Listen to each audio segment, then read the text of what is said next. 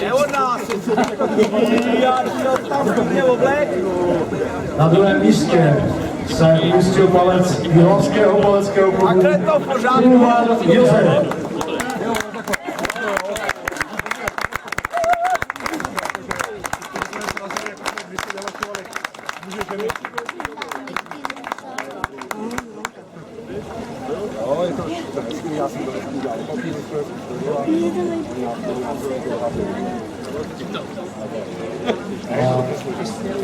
Než Petr Mihola postoupí do kategorie nad 59 let, tak si to bude Radek Suchopa ještě 3 roky užívat.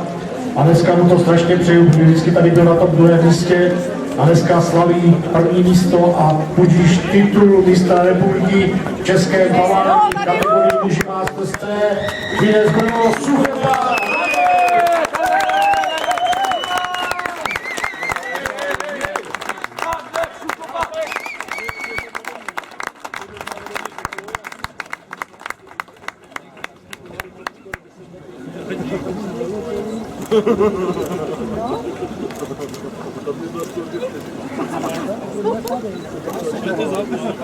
Podepřete ho zezadu, ať je